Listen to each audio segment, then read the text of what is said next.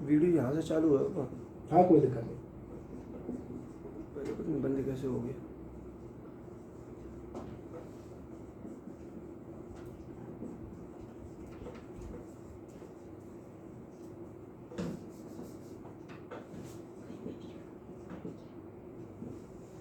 To equal and opposite charges separated by some distance, जो मैंने कहा इलेक्ट्रिक डाइपोल अपने लिए क्या होगी, electric dipole is an assembly. ये आपके लिए एक असेंबली है, एक अरेंजमेंट है। किसका अरेंजमेंट है? Two equal and opposite charges, दो इक्वल और अपोजिट चार्जेस। और सबसे खास बात, दोनों एक ही पॉइंट पर आप मत रख दीजिएगा, क्योंकि आपको मालूम है चार्ज होता है एडिटिव। अगर आप दोनों चार्जेस को एक ही पॉइंट पर आप ले लेंगे, then the net resultant will be zero, zero charge हो जाएगा। तो इसलिए साफ कहा, two equal and opposite charges separated by some distance. और प्रैक्टिकल एग्जांपल जो मैंने आपको केमिस्ट्री से दिया वो कौन सा दिया? मैंने कहा मॉलिक्यूल ऑफ द HCl। और भी याद हो? कोई डाउट? कोई क्वेश्चन पूछिएगा। बड़ा कोई क्वेश्चन नहीं हो तो अपना माइक म्यूट कर लें। कौन था? आयुष त्रिवेदी। आयुष त्रिवेदी, बड़ा अपना माइक म्यूट करें अगर मुझसे कुछ पूछना नहीं हो तो।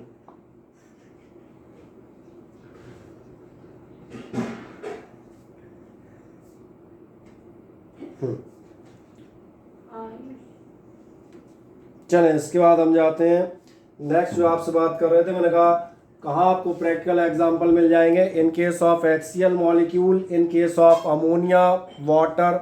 समझ में आता है? अब जब हम इसकी बात करेंगे तो अब मैं इसको, ये तो आपने केमिस्ट्री में पढ़ा था, अब मैं फिजिक्स के पॉइंट ऑफ व्यू से देखना शुरू करता हूँ। इलेक्ट्रिक डाइपोल मैंने क्या माना है? इलेक्ट्रिक डाइपोल मैंने माना है दो चार्जेस। ये मैं सपोज करता हूँ ये आपका चार्ज प्लस क्यू, चलो सुविधा के लिए मैं इसे माइनस ले लेता हूँ, आपको बेहतर समझ में आएगा। ये मैंने मान लिया चार्ज माइनस क्यू, और मैंने ये सपोज किया चार्ज प्लस क्यू। जो मैं आपसे कह रहा था असेंबली, कौन सी assembly? Two equal and opposite charges separated by some distance, कहीं ना कहीं डिस्टेंस से सेपरेटेड है। अब जो आपके जिस डिस्टेंस से सेपरेटेड है उसके लिए बात करता हूँ। यहाँ से यहाँ तक के डिस्टेंस के लिए आप इसको मानते हैं ऑरिजिन। मेरी बात समझ में आ रही है? मिड पोल है, mid point of the dipole is considered as the origin. जब आप ऑरिजिन मानते हैं तो आप देखेगा ये ऑरिजिन है, तो इसका एक कोऑर्डिनेट जितने डिस्टेंस पर इधर होगा, फॉर सिंप्लिसिटी मैंने इसे लिया A। ध्यान रखिएगा, कुछ बुक्स इसे D ले लेती हैं, कुछ L ले लेती हैं, उससे कोई फर्क नहीं पड़ना। X ले लें, what ever may be the value. हम जनरली क्या ले लेते हैं? A। क्या ऐसा दिख रहा है? जितना A इस साइड होगा उतना ही A कोऑर्डिनेट इस साइड होगा। इसलिए पहली डेफिनेशन जो आपको मिल गई थी डाइपोल, इलेक्ट्रिक डाइपोल, आपको क्या था? Charges separated by some distance.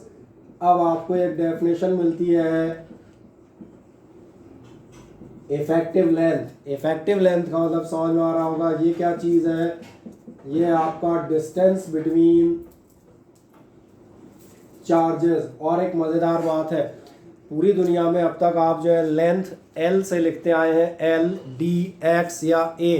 यहाँ पर आपका ध्यान जाएगा जो अपनी इफेक्टिव लेंथ है, that is to be written by 2L, 2D, 2A, 2X। जैसे A on this side, A on that side. इसलिए ये याद रखेंगे इफेक्टिव लेंथ ये 2A होती है। जब आप इसके न्यूमेरिकल करेंगे तो इससे संभव होने वाली जो मिस्टेक्स होती हैं उन पे आपका ध्यान तब मैं अट्रैक्ट करूँगा। पहली डेफिनेशन ये समझ में आई। अब एक इससे रिलेटेड दो टर्म और छोटे छोटे आएंगे, वो सिर्फ टर्म लिख देता हूँ, उनको डिफाइन करने की ज़रूरत अपने को नहीं है। दो टर्म जो आते हैं उनमें से एक होता है डाइपोल एक्सिस और एक टर्म होता है इक्वेटर। आप पूछेंगे डाइपोल एक्सिस और इक्वेटर क्या है? मैं दिखाता हूँ, ध्यान से देखें। The line joining the two charges, वैसे ही मालूम है एक्सिस किसे कहते हैं तो सबको मालूम होता है। ये जो आपने लाइन बना रखी है, ये लाइन नजर आ रहा होगा, ये लाइन किस नाम से आनी आती है? ये कहलाती है डाइपोल की एक्सिस। अब अगली चीज, अगले नंबर पर जब आप जाएंगे इक्वेटर। इक्वेटर हम किसे कहेंगे? इक्वेटर अर्थ में ध्यान दिया होगा, परपेंडिकुलर लाइन इक्वेटर कहलाती है। वही यहाँ भी होगा, ये जो लाइन आप में चल रही है,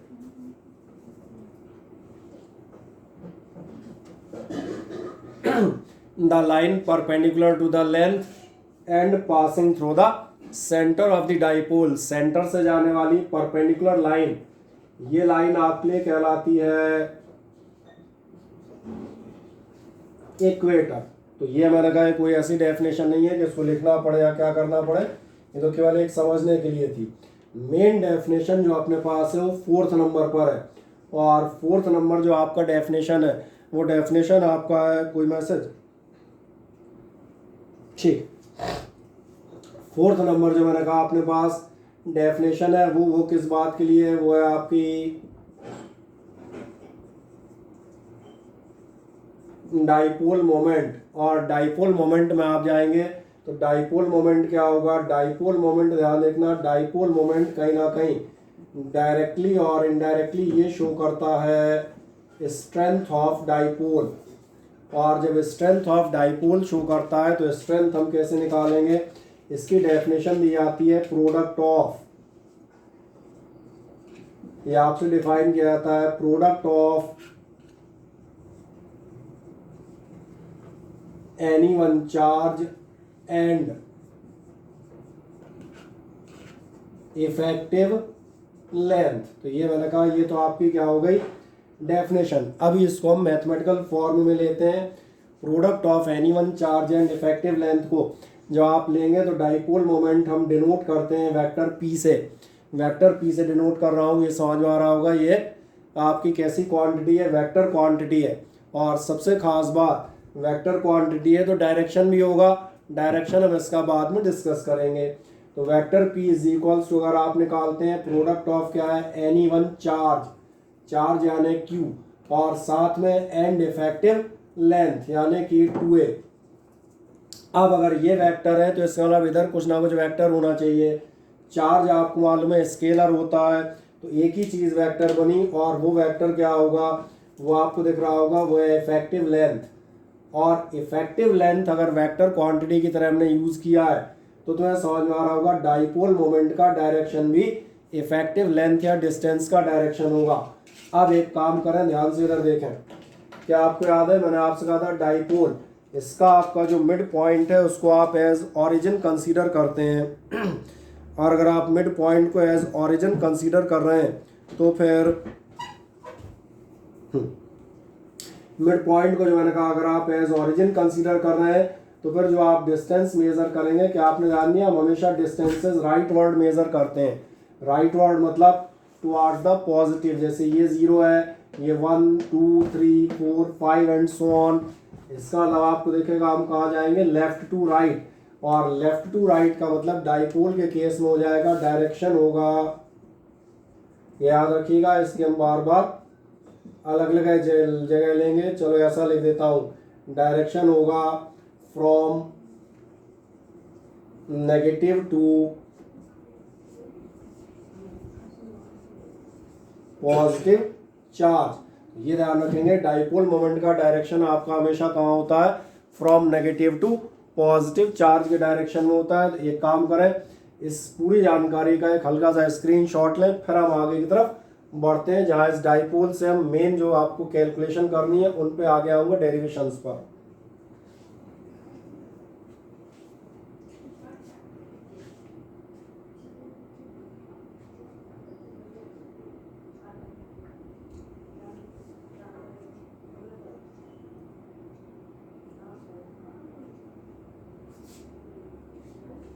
ले लिया जनरली सभी ने,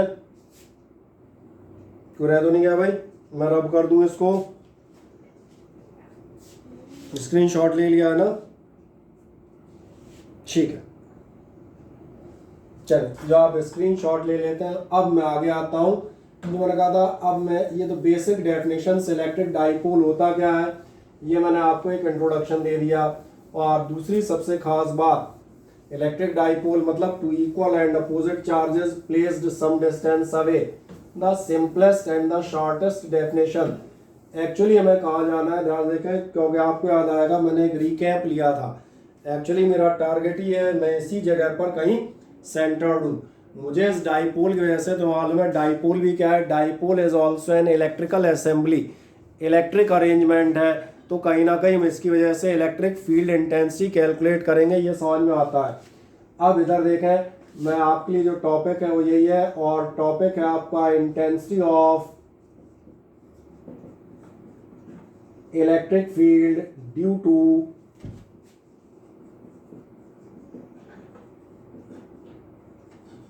इलेक्ट्रिक डाइपोल, और intensity of electric field due to electric dipole पे आप जैसी चर्चा करते हैं तो मैं सबसे पहला लिखता हूं नंबर ए, और नंबर ए में आपसे लिखूंगा एक्सियल लॉन्गिट्यूडिनल, और या फिर मैं लिखूंगा एंड ऑन पोजीशन। अब सवाल बना, ये मैंने क्या लिखा हुआ है, ये मैं आपको फिगर से दिखाता हूँ। लॉन्गिट्यूडनल, एक्सियल या एंड ऑन पोजीशन, इसका मतलब मेरे लिए ध्यान से देखें, अगर सपोज करें ये आपका कोई डाइपोल है and again I am taking it as minus Q, ये मैंने मान लिया प्लस क्यू, ये आपकी स्ट्रेट लाइन ज्वाइनिंग, ये आपका ओ यानी कि सेंटर, ये आपके ये दोनों साइड सेंटर से मिड पॉइंट से हमने डिस्टेंस कितने लिए थे, ए एंड ए, तो ये मैंने रफली डाइपोल सपोज कर लिया। For simplicity let this point be A and this point be B. क्या है, समझ में आ रहा है? ये आपसे बताता है, फिगर शो करता है A B is an electric dipole having charges minus Q and plus Q, the effective length और द इफेक्टिव डिस्टेंस, ये आपका कितना आ रहा है, ए प्लस ए 2a। अब ये जो आपका टोटल है, इस पर मुझे क्या करना है, मुझे इंटेंसिटी ऑफ इलेक्ट्रिक फील्ड निकालनी है। कहाँ निकालनी है, कहाँ निकालनी का आंसर ही मैंने यहाँ पर दिया हुआ है, जो आपके एग्जामिनेशन में इसी नाम से आएगा। पहला नाम आपसे कहेगा एक्सियल पोजीशन, जैसा मैंने थोड़ी देर पहले दिखाया था। एक्सियल पोजीशन मतलब एक्सिस, एक्सिस कहाँ है, ये रही एक्सिस, समझ आया? यानी आप मान के चलेंगे कोई पॉइंट आपका ऑब्जर्वेशन पॉइंट पी यहाँ पर है, ये पॉइंट कैसा है, on axis, that's why it is point is axial point, it is in the axial position, first thing. Second one is the longitudinal. Longitudinal means, ये आपको याद है लास्ट ईयर हम वेव्स पढ़ के आए हैं, longitudinal and transverse। longitudinal मतलब होता था along the length, और transverse याद होगा perpendicular to the length। longitudinal waves कौन सी थी, जिनके वाइब्रेशंस along the length होते थे। हम एग्जांपल लेते थे अर्थवर्म या केंचुआ। और आपकी ट्रांसवर्स वेव्स कौन सी थी, जिनके ऑसिलेशंस या वाइब्रेशंस लेंथ के परपेंडिकुलर होते थे। अभी हमारा क्या है, लॉन्गिट्यूडनल मतलब along the length, so this name is satisfied. Now the third name end on, तुम्हें दिख रहा है डाइपोल का एक एंड ये है, दूसरा एंड ये है, ये जो आपका पी है ये कहाँ पर है, किसी ना किसी एंड पर है, so that's why it is called end on position। आप कहेंगे why the three names, उसका कारण तो बहुत सिंपल है, तुम्हारा पेपर हमें नहीं बनाना, किसी और को बनाना है। अब वो क्या नाम देगा वो जाने, तो मेरा काम तो इतना था कि मैं तीनों नाम आपसे मान लूँ। दूसरा आपको मालूम है डिस्टेंसेस, ये हमेशा सेंटर टू सेंटर नापे जाते हैं, और इसलिए हमने मान लिया सेंटर से ऑरिजिन से आपका पॉइंट कितने डिस्टेंस पर है, so the point is situated at a distance r from the origin और the mid point of the dipole. अब अगली चीज, पिछले 2-3 टर्न से आपने ध्यान दिया होगा, मैं एक सिंपल चीज की बात कर रहा था, प्रिंसिपल ऑफ सुपरपोजिशन, और हर बार कहता था प्रिंसिपल ऑफ सुपरपोजिशन कुछ नहीं होता, कॉमन सेंस होता है। आपके पास 5 रुपए हैं, और अगर मान चले आपको 10 रुपए और दे दिए जाए तो टोटल हो गया 15, यानी ये हो गया superposition of money, that's all. क्यों हम यहाँ इसका इस्तेमाल करेंगे, जब आप इस पॉइंट पी पर देखेंगे आपको नजर आएगा इस पॉइंट पर हमें intensity of electric field calculate करनी है। इस पॉइंट पर एक नहीं 2 इलेक्ट्रिक फील्ड आएंगी, एक due to the charge minus q at a, और दूसरी इलेक्ट्रिक फील्ड आएगी due to the charge plus q which is at point b. इनके मैग्नीट्यूड और डायरेक्शन दोनों की हम चर्चा करेंगे। अभी पहले मैग्नीट्यूड की चर्चा करता हूँ सिंप्लिसिटी के लिए। जवाब जाते हैं, पहला स्टेटमेंट क्या होगा, इलेक्ट्रिक फील्ड एट पी, इस पॉइंट पर इलेक्ट्रिक फील्ड किसकी वजह से, मैं मान चलता हूं due to charge minus Q, किस चार्ज की वजह से हम देखेंगे electric field charge minus Q से। मैं सपोज कर लेता हूँ let it be E. So the mod vector E1 means the magnitude of this electric field कितना होगा। आज जो रिकैप लिया था वो इसलिए लिया गया था, देखें पॉइंट चार्ज का आपका इलेक्ट्रिक फील्ड हमने कितना लिखा हुआ है, ये आपका लिखा हुआ है 1/4πε0 Q/r²। So I am writing it 1/4πε0 Q/। अब सवाल आता है what was r there. R था आपका distance between the charge and observation point. वहां पर आर का हमारे लिए मीनिंग क्या होता था, the distance of point from the charge. अब इस फिगर को ध्यान से देखें, the distance of the point P from the charge minus Q. अभी आप इसको डायरेक्ट भी निकाल सकते हैं, लेकिन मैं थोड़ा सा लेंथी करता हूं समझने के लिए। Distance of point P from the charge minus Q which is under consideration, that is AP, isn't it? Geometry इस्तेमाल की है, डिस्टेंस इज AP। और अगर ध्यान से देखोगे तो ये हो जाएगा 1/4πε0 Q/A से लेके P तक का डिस्टेंस R प्लस A।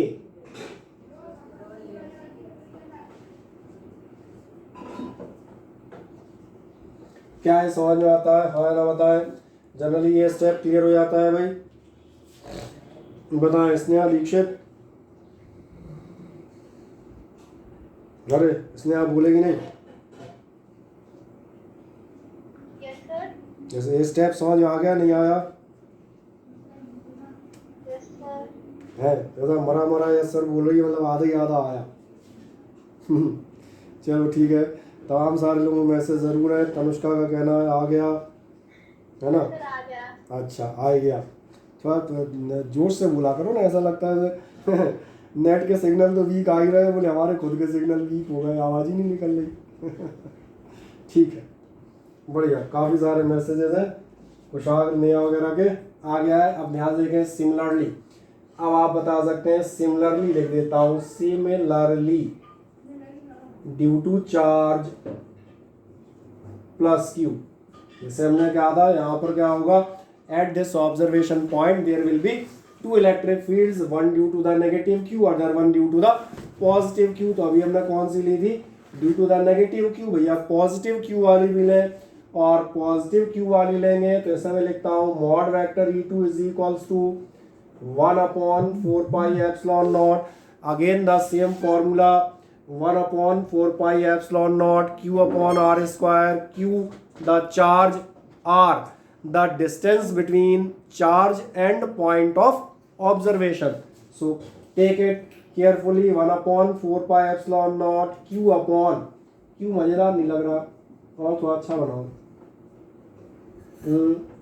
अब ठीक है, Q/। अब यहाँ से आपका ऑब्जर्वेशन पॉइंट है चार्ज प्लस Q और P, इनके बीच का डिस्टेंस अभी ज्योमेट्रिकल फॉर्म में लिखता हूँ BP², this much is BP। अब ध्यान देखो BP कितना होगा, ये R दिख रहा है यहाँ से यहाँ तक R, मैं 2 पेन इस्तेमाल करता हूँ, ये R दिख रहा है पूरा, इसमें से ये A लेफ्ट वाला पेन मैं माइनस कर रहा हूँ, माइनस करोगे तो बचा हुआ रह जाएगा R माइनस A।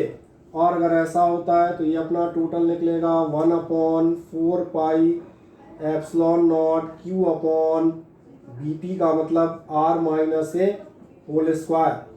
अब लास्ट चीज जो आपसे कहा था principle of superposition. Principle of superposition कहेगा इस पॉइंट पर दो इंटेंसिटीज हैं, ये वाली हैं, now the net electric field on this point will be equal to the resultant of the two fields. अब रिजल्टेंट ने कैसे निकलेगा, मैंने कहा electric field is not a scalar. Electric field scalar नहीं है कि आपने कहा 10 न्यूटन पर कूलॉम और 5 newton per coulomb is equals to 15 newton per coulomb. इनका आपको रिजल्टेंट निकालना पड़ेगा, एडिशन नहीं। और रिजल्टेंट तब निकलेगा जब आपको उनके डायरेक्शन मालूम हो। आप डायरेक्शन के बारे में बात करते हैं, ध्यान से इधर देखें। क्या आपको याद है अभी मैं आपसे बात कर रहा था जब इलेक्ट्रिक फील्ड के डायरेक्शन अभी रिकैप किए थे, वो जब मैं आपको ये वीडियो सेंड कर दूंगा तो उसके आप स्टार्टिंग का पॉइंट दोबारा देख सकते हैं, लास्ट राउंड के वीडियो को लास्ट भाग देखिएगा, उसमें आपको देखेगा नेगेटिव चार्ज का इलेक्ट्रिक फील्ड कैसा होता है, अट्रैक्टिव टुवार्ड्स द चार्ज। यानी इस नेगेटिव चार्ज की जो इलेक्ट्रिक फील्ड होगी वो आपकी कैसी होगी, थोड़ा बड़ा बना रहा हूँ ताकि हर आदमी को, बेचारे दूर दराज क्षेत्रों में बैठे हुए व्यक्तियों को साफ नजर आए। ये हो गया आपका किसका फील्ड, नेगेटिव चार्ज का, जो इसकी साइड जा रहा है। नेगेटिव चार्ज की फील्ड का नाम हमने दिया था E1, तो ये मेरा हो गया E1 और वेक्टर लगा दो छोटा सा पिद्दी सा, ये लो, ठीक है। अब ऐसे आप दूसरा देखें, सेकंड वन आपके पॉजिटिव चार्ज का इलेक्ट्रिक फील्ड। पॉजिटिव चार्ज का इलेक्ट्रिक फील्ड होता है repulsive, away from the charge, यानी पॉजिटिव चार्ज की इलेक्ट्रिक फील्ड आपकी आएगी अवे फ्रॉम द चार्ज और repulsive. Away from the charge और रिपल्सिव का मतलब ये आपकी हो गई E2। और अगर आपको फिगर नजर आ रहा है, ना ही रहा होगा, ये मान के चलूंगा, है ना, फिजिक्स तो लेट में चलती है, तो let the figure is visible to you, खत्म बात। तो इसके आगे हम क्या कहेंगे, क्या आपको ऐसा नजर आ रहा है, दोनों इलेक्ट्रिक फील्ड अपोजिट डायरेक्शन में है। और अपोजिट डायरेक्शन का मीनिंग ये है कि इनका जो टोटल आएगा वो ऐड नहीं होगा, डिफरेंस होगा। और इसीलिए यहाँ जो हमारी सबसे खास लाइन आएगी वो क्या बताएगी, दस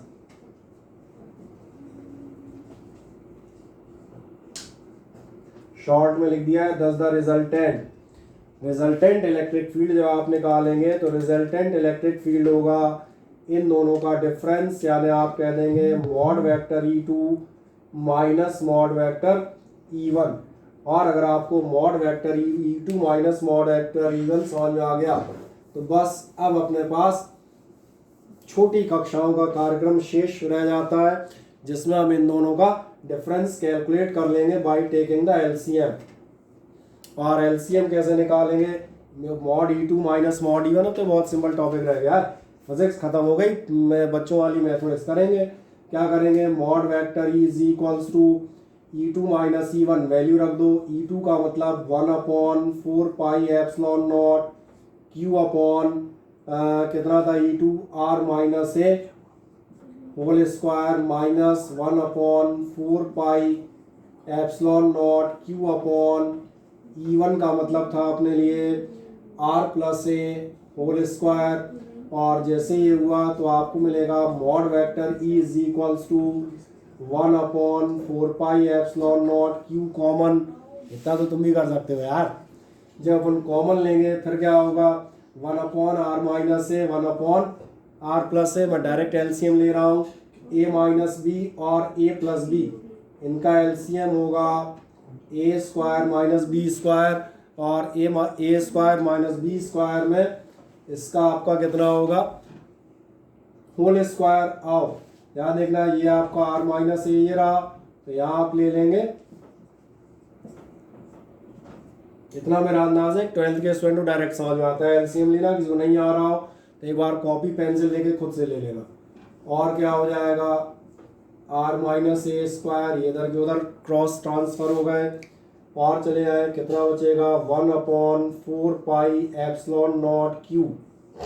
सबसे खास बात, जब आप जाएंगे, ये हमने लिखा R स्क्वायर माइनस ए स्क्वायर होल स्क्वायर, क्या करूं, चलो कर ही देता हूँ, तुम चाह रहे हो तो पूरा कर देते हैं। R square plus A square plus 2AR minus R square minus A square plus 2AR, that means मैंने क्या किया है, मैंने केवल होल स्क्वायर ओपन किए हैं।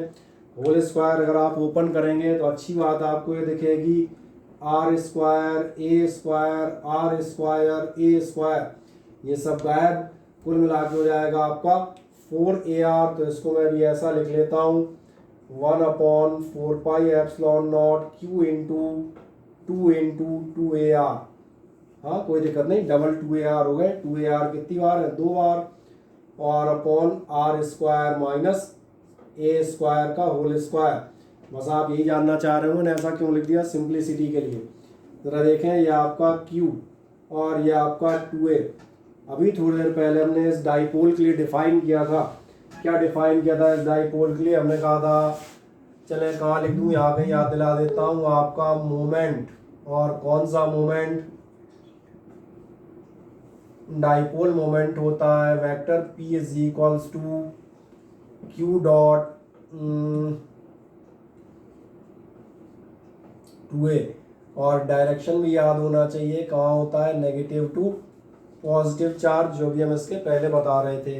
मैंने दोबारा एक बार इसलिए लिख दिया ताकि हम यहाँ कंपैरिजन करें, आपको आसानी से दिख जाए।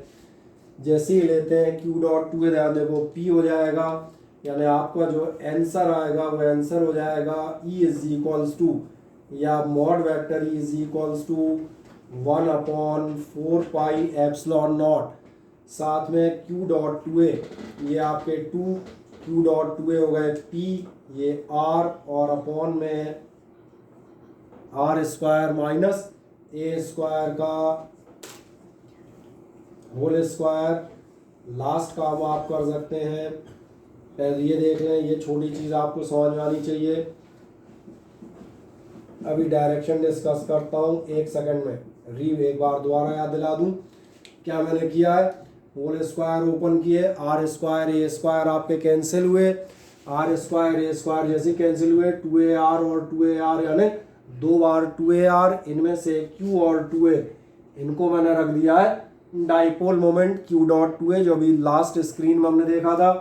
तो ये क्या हो गया, 1/4 पाई एप्सिलॉन नॉट ये बच रहा है, ये 2 आपका बचा हुआ, ये Q डॉट 2a जो मैंने रेड कर दिए हैं बॉक्स, ये मिलके हो जाएंगे डाइपोल मोमेंट P, R है ही, और बाकी नीचे का डिनोमिनेटर तो एज इट इज था ही। पहला काम हमारा हो गया, आपकी इलेक्ट्रिक फील्ड की इंटेंसिटी कैलकुलेट हो जाती है। लास्ट काम डायरेक्शन, डायरेक्शन में जब आप जाएंगे तो डायरेक्शन में क्या होगा, देखें ध्यान से, E1 और E2 अपोजिट है, डायरेक्शन रिजल्टेंट में किसका आएगा, जो ग्रेटर होगा। क्या आपको ऐसा नजर आ रहा है, E1 की वैल्यू छोटी होगी, E2 की वैल्यू ज़्यादा होगी, यहाँ डिनोमिनेटर कम है, यहाँ डिनोमिनेटर ज़्यादा है, या आप कह सकते हैं ये पास है ये दूर है, चाहे फिजिक्स के कंसेप्ट से है, simple mathematics, lesser the denominator greater the value of E2, E2 की वैल्यू ज़्यादा है, इसका मतलब इन दोनों का रिजल्टेंट E2 के साइड जाएगा, और E2 की साइड जाएगा तो इसका मतलब जो रिजल्टेंट डायरेक्शन है वो होगा फ्रॉम, ध्यान देखो E2 का डायरेक्शन नजर आ रहा है, E2 का डायरेक्शन आपका कहाँ है, ये वाला डायरेक्शन, E2 का डायरेक्शन है from A to B, from negative to positive charge, तो हमने लिखा from negative to positive charge, और जैसे नेगेटिव टू पॉजिटिव चार्ज लिखते हैं तो ये लाइन मैंने इसलिए बीच में घुसेड़ी थी कि आपको पुराना याद आ जाए, डाइपोल मोमेंट का डायरेक्शन भी क्या है, नेगेटिव टू पॉजिटिव, इसलिए आप कहते हैं और along dipole moment, along या in the same direction of dipole moment, क्या क्लियरेंस हो जाता है। इस तरह से हमारी एक्सियल कंडीशन कंप्लीट हो जाती है। केवल एक छोटी सी बात बचती है और हम बताते हैं फॉर, ये कंडीशन लिख देता हूँ, फॉर ए स्मॉल या शॉर्ट डाइपोल, अगर आपका कोई डाइपोल बहुत छोटा है, बहुत छोटा, जैसे मैंने एग्जांपल लिया था HCl में समझ में आ रहा होगा, H पॉजिटिव और Cl नेगेटिव के बीच का गैप इंटर एटॉमिक गैप होता है एंगस्ट्रॉम्स में, और अगर इंटर एटॉमिक गैप होता है तो इसका मतलब the size of the dipole is very small, इसका मतलब आप कह सकते हैं A is very less than R, समझ आ रहा है, A the gap with in the charges is very less than the distance. अगर ऐसा है, जो आप 11th में करते आए, क्या करते आए हैं, स्वॉन नेग्लेक्टिंग ए स्क्वायर, जरा ए स्क्वायर नेग्लेक्ट करो तो आपको मिलेगा mod vector E is equals to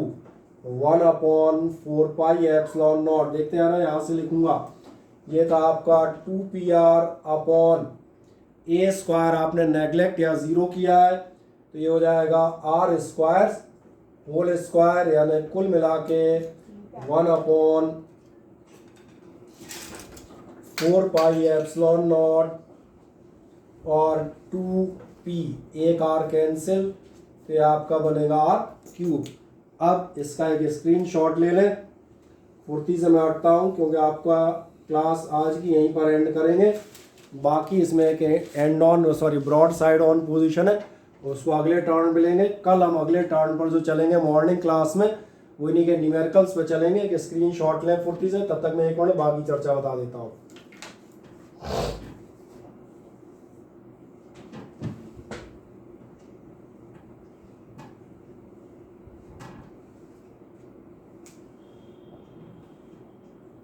कर लिया आपने। अब आपका जो है ये जो टॉपिक चल रहा है, मैंने फिर कहा सुबह शाम की क्लासेस में आपका टॉपिक कंटिन्यूअसली चलेगा टिल दिस चैप्टर एंड्स। जब तक अगले 3-4-5 दिन में हमारा ये चैप्टर पूरी तरह ख़त्म नहीं हो जाता, यही चलता हुआ जाएगा। तो सभी लोगों से आग्रह है इस क्लासेस को अटेंड करें। बाय द वे छूट जाती है, मैं अगले दिन एक आध दिन के उस पर बराबर इनके वीडियोज़ भी अपलोड करके आपको लिंक भेज देता हूँ, उनको देखें। लेकिन ये चैप्टर आप रिवाइज कर लें, ये आपका काम है इसको कवर अप करना, ठीक है। बाकी शीट हम कल डाल देंगे। कल का टर्न जो रहेगा वो न्यूमेरिकल्स कराएगा।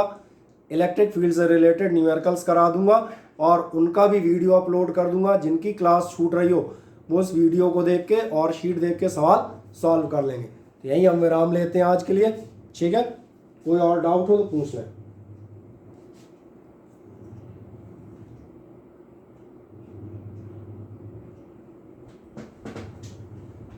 ठीक, ओके।